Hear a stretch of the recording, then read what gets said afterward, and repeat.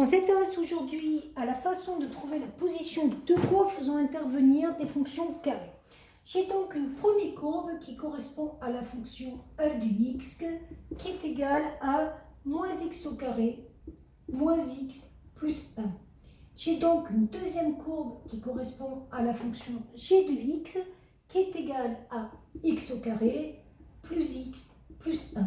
Et je m'intéresse à savoir quelle est la position de la courbe de f et de la courbe de g.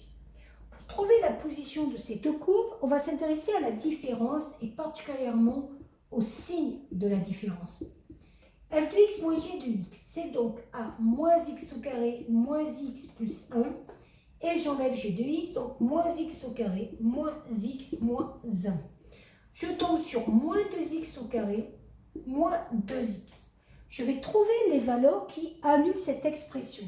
Donc soit je peux faire un delta, soit je vois qu'on peut factoriser par moins 2x, facteur de x plus 1, et je vois que les valeurs qui annulent cette expression sont 0 et moins 1.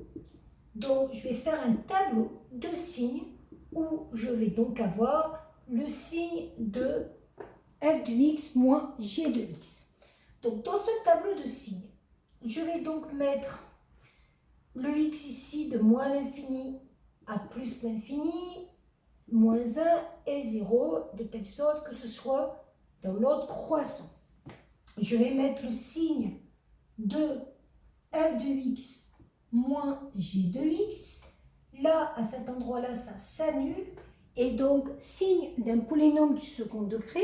Ici, le polynôme du second degré qui m'intéresse, c'est celui-ci. C'est le signe de a à l'extérieur et le signe de moins a à l'intérieur. Le a, c'est moins 2 par rapport au x carré. Donc, j'ai moins, moins, plus.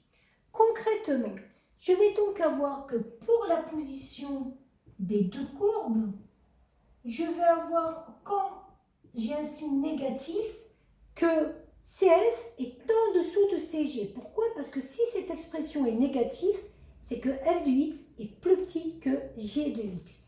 Donc CF sera en dessous de CG. Et donc pareil de l'autre côté. CF en dessous de CG. Et par contre, comme mon expression est positive, ça veut dire que f de x est plus grand que g de x, donc CF va être au-dessus.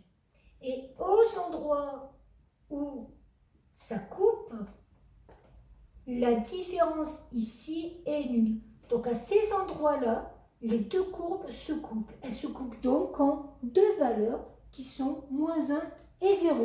Voilà.